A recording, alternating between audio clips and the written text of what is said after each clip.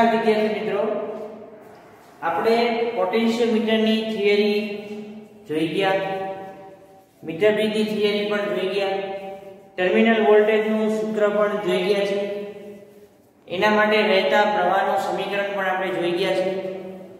તો હવે આપણે આ પાઠમાં સ્વાધ્યાયના જે દાખલાના છે આ થિયરીને લગતા એના દાખલા વિશેની આપણે ચર્ચા કરવાની છે. બરાબર? તો આ લેક્ચરમાં આપણે સ્વાધ્યાયના દાખલાની ચર્ચા કરીશું. ઓકે, ચાલો સૌથી પહેલા આપણે જોઈએ સ્વાધ્યાયનો દાખલો 15 અને એની રકમ શું કહેવા માંગે છે એ બધા તમે જુઓ ખાસ. દરેકને 2 વોલ્ટ જેટલું EMF અને 0.015 ઓહમ જેટલો આંતરિક અવરોધ હોય એવા 6 લેડ એસિડ પ્રકારના ગૌણ વિદ્યુત કોષોને શ્રેણીમાં જોડી 8.5 ઓહમ ના અવરોધ સાથે ઉદ્ગમ તરીકે જોડવામાં આવે છે. તો સૌથી પહેલા તમને જે માહિતી આપેલી છે એ અહીંયા આપણે ફિલઅપ કરતા જઈએ. સ્વાધ્યાયનો દાખલો 15 એમાં આપેલી માહિતી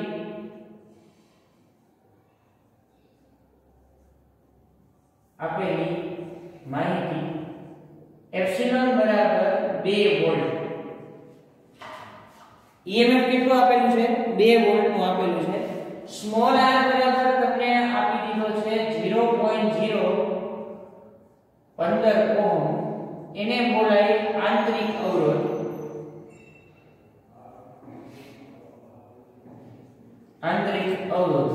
કેપિટલ R બરાબર તમને બાહ્ય ઉદ્ગમ સાથે જોડેલો અવરોધ આપેલો છે, એટલે કે બાહ્ય અવરોધ બરાબર 8.5 ઓહમ.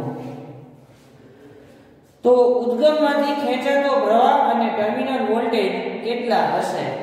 સૌથી પહેલા તમને કીધું છે પ્રવાહ I બરાબર કેટલા અને વોલ્ટેજ V બરાબર કેટલા. તો આના માટે આપણે ઉદ્ગમ દ્વારા ખેંચાતો પ્રવાહ કેટલો થાય? તો સૌથી પહેલા ઉદ્ગમ વડે ખેંચાતા પ્રવાહનું સૂત્ર આવું કંઈક છે. I બરાબર એપ્સિલોન ના છેદમાં capital R plus small r. પણ જ્યાં જ્યાં આંતરિક રાશિ જરૂર પડે છે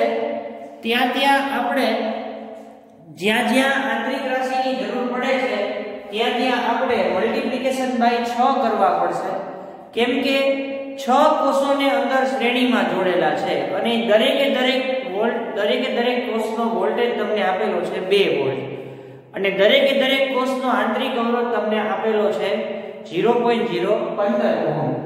તો અહીંયા આપણે જ્યાં EMF લાગુ પડતું હશે ત્યાં multiplication by 6 capital R plus 6r. તો I બરાબર 6 એપ્સિલોન નો મતલબ થાય 2 છેદમાં કેપિટલ R પ્લસ 6 0.015 ઓહમ. આવું થઈ જશે. ચાલો હવે આને ગુણાકાર ભાગાકાર આપણે લઈ લઈએ. 6 દુ 12 R એટલે 8.5 6 ગુણ્યા 0.15 15 6 90 અને આ ટોટલ તમે સરવાળા બાદબાકી કરશો એટલે તમને I મળી જશે. તમને I તમને મળશે લગભગ 0.09 મળશે. આ યુનિટ 0.09. તો I બરાબર 12 ભાગ્યા આ બંનેનો તમે સરવાળો કરશો એટલે તમને મળશે 8.59. 12 ભાગ્યા 8.59 અને આની તમને કિંમત મળશે 3.39 એમ્પિયર, જે નિયર બાય તમને મળે 1.4 એમ્પિયર. આવું તમને ચાર્જિંગ પ્રવાહ અથવા તો ખેંચાતા પ્રવાહ માટેનું સમીકરણ તમને મળી જશે. બરાબર? વોલ્ટેજ શોધવો છે તો વોલ્ટેજનું સૂત્ર બધા પાસે છે ઓહમના નિયમ અનુસાર. ઓહમના નિયમ મુજબ V બરાબર શું થશે? I R. I એટલે 1.4 અને R એટલે 8.5 તો વોલ્ટેજ તમને કેટલો મળશે 11.9 આ 11.9 વોલ્ટ તો આ તમને તમારી પહેલા રકમનો જે જવાબ છે તમને અહીંયા મળી જાય એના પછી તમને શું કીધું છે લાંબા વપરાશ બાદ એક કોણ વિદ્યુત કોષનું EMF અને 1.9 વોલ્ટ મોટા આંતરિક અવરોધ 380 ઓહમ છે આ કોષમાંથી કેટલો મહત્તમ પ્રવાહ ખેંચી શકાય હવે જે બીજો મુદ્દો આપેલો છે એ કંઈક આવો છે બરાબર EMF તમને આપ્યું છે 1.9 વોલ્ટ અને સ્મોલ r બરાબર આપી દીધો છે 380 ઓહમ તો મહત્તમ પ્રવાહ એટલે મેક્સિમમ પ્રવાહ બરાબર કેટલા આવું તમને કીધું છે બરાબર ચાલો મહત્તમ પ્રવાહનું સૂત્ર શું છે મહત્તમ પ્રવાહ લેવા માટે અથવા મહત્તમ પ્રવાહ માટે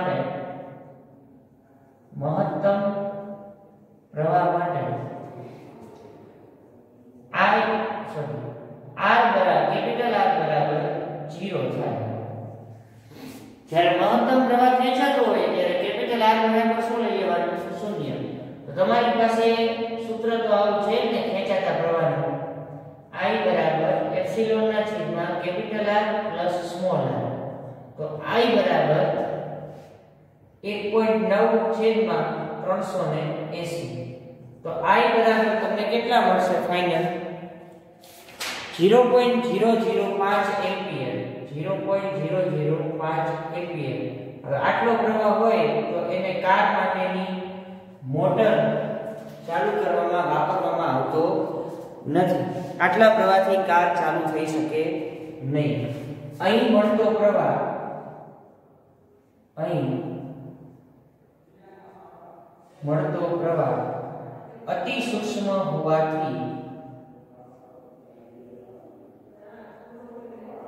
અતિ સૂક્ષ્મ હોવાથી તેના વડે કાર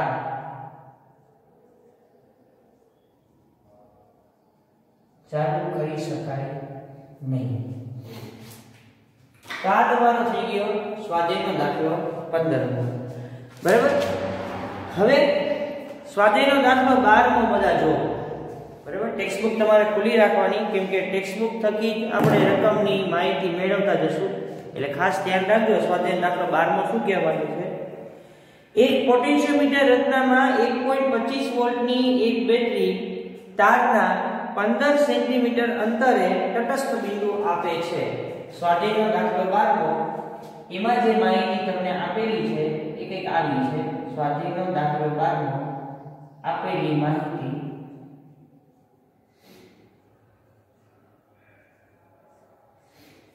એમાં તમને પહેલું EMF આપેલું છે એ છે 1.25 વોલ્ટ 1.25 વોલ્ટ L1 બરાબર પ્રથમ તટસ્થ બિંદુ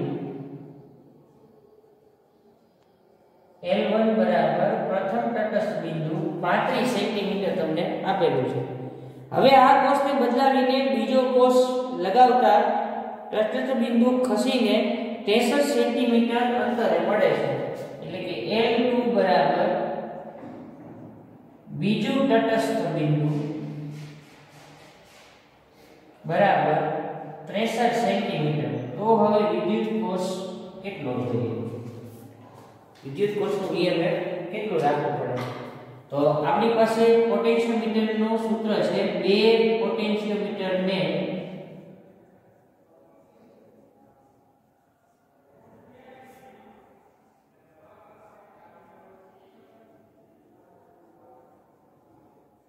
સરખાવવા માટેનું સૂત્ર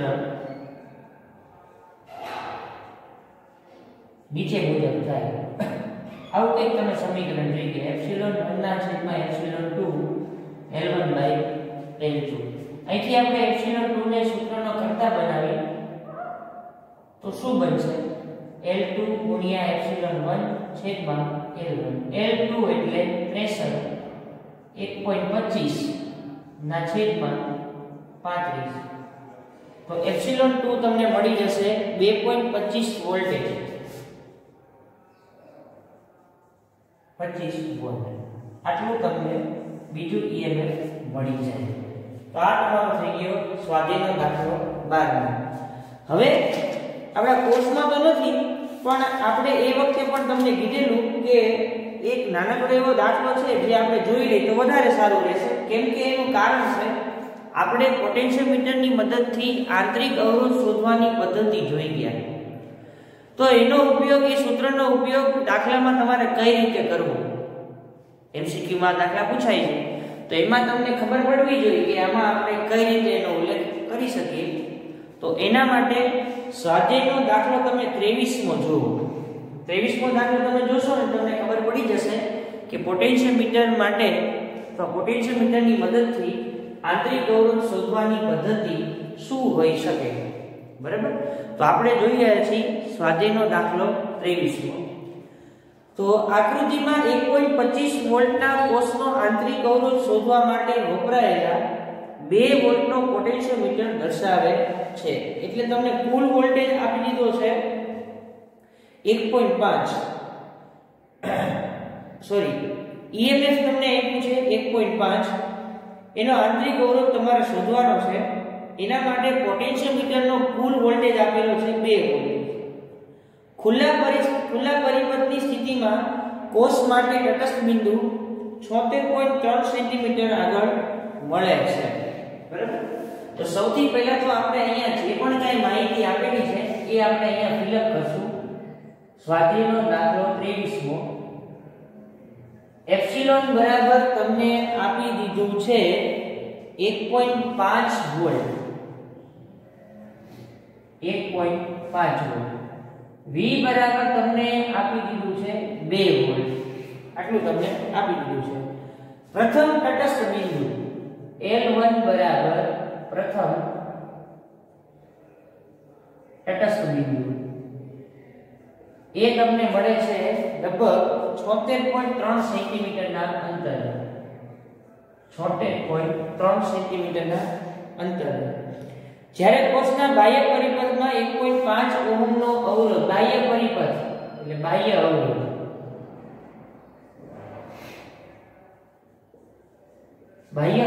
બરાબર 9.5 ઓહમ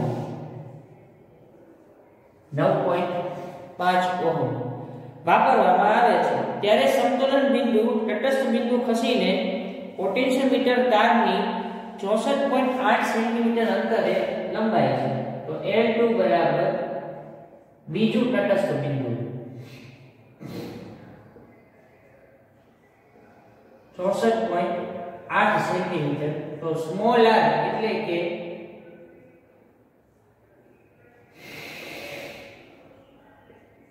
આંતરિક અવરોધ બરાબર કેટલું બરાબર તો પોટેન્શિયોમીટરની મદદથી આંતરિક અવરોધ શોધવાનું સમીકરણ અહીં લખું છું આંતરિક અવરોધ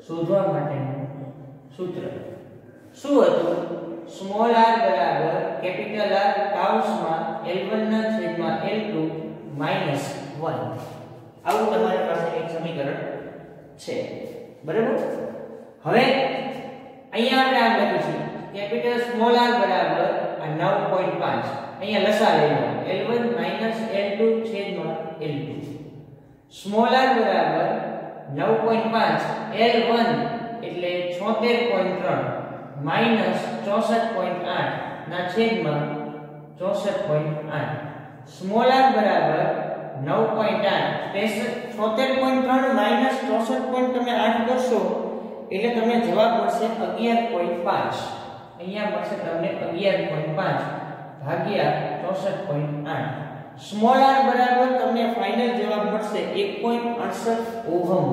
1.68 ઓહમ એટલે 1.7 ઓહમ જેટલો તમને આંતરિક અવરોધ મળી જશે તો વિદ્યાર્થી મિત્રો આ તમારો થઈ ગયો સ્વાધ્યાયનો દાખલો 23મો જે તમને જરૂરી હતો એટલે મેં અહીંયા ગણાવેલો છે બરાબર હવે આપણે એના પછી જોઈએ સ્વાધ્યાયનો દાખલો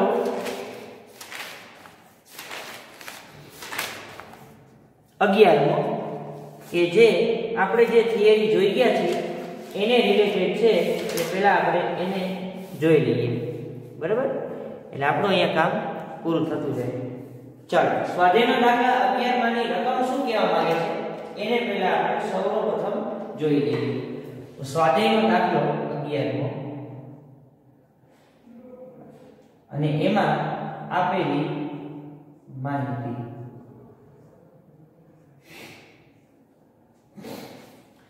યાદ રાખો કે પોટેન્શિયોમીટરની મદદથી તમે જે સમીકરણને જોઈ રહ્યા છો એવા જ સમીકરણનો અહીંયા આપણે ઉપયોગ કરવાનો થશે, બરાબર?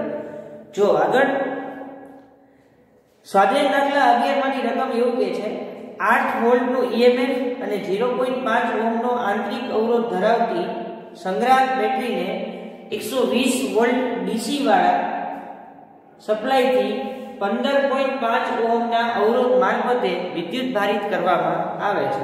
સૌથી પહેલા એપ્સિલોન કેટલું આપેલું છે તમને? 8 વોલ્ટનું એપ્સિલોન એટલે આંતરિક વોલ્ટેજ તમને આપેલો છે. સ્મોલ r બરાબર તમને આપી દીધું છે 0.5 ઓહમ આંતરિક અવરોધ, બરાબર? કેપિટલ વોલ્ટેજ તમને આપેલો છે 120 વોલ્ટ અને r બરાબર બાહ્ય અવરોધ તમને આપી દીધો છે 15.5 ઓહમ નો. તો વિદ્યુત ભારણની પ્રક્રિયા દરમિયાન બેટરીની આંતરિક અવરોધ કેટલો હશે? એમાં જે રકમ છે એમાં ભૂલ છે. એમાં તમારે સર્વપ્રથમ શોધવાનું છે કે પરિપથમાં વહેતા પ્રવાહનું મૂલ્ય શોધો અને ત્યારબાદ બેટરીનો ટર્મિનલ વોલ્ટેજ કેટલો થશે આટલું તમારે શોધવાનું છે, બરાબર? તો એ શોધવા માટે આપણે અહીંયા પ્રવાહ પહેલા શોધી કાઢી અને પછી આપણે બેટરીનો ટર્મિનલ વોલ્ટેજ પણ શોધી કાઢીશું. તો પરિપથમાં વહેતા પ્રવાહનું સૂત્ર,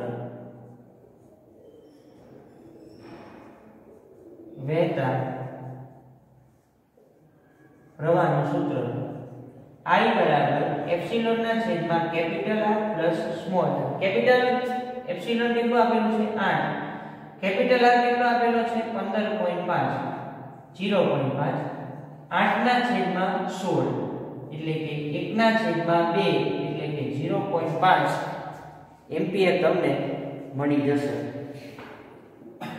બરાબર? અહીંયા તમને ટર્મિનલ વોલ્ટેજ ના આધારે કીધું છે એટલે આ એકની કેપિટલ V આપેલો છે એટલે એના માટે તમારે સૂત્ર ચાર્જિંગ પ્રવાહનું આવું વાપરવું પડશે V - epsilon upon capital R plus small r. 120 - 8 છેદમાં 15.5 પ્લસ 0.5. તો I બરાબર 112 ભાગ્યા 16, 112 ભાગ્યા 16 કરશો તમે એટલે તમને 7 એમ્પિયર જેટલો પ્રવાહ મળી જશે, બરાબર? અને છેલ્લે તમને શું કીધું છે? બેટરીના ટર્મિનલ વોલ્ટેજનું તમારે સમીકરણ સાબિત કરવાનું છે. તો બેટરીનો ટર્મિનલ વોલ્ટેજનું સૂત્ર શું થાય?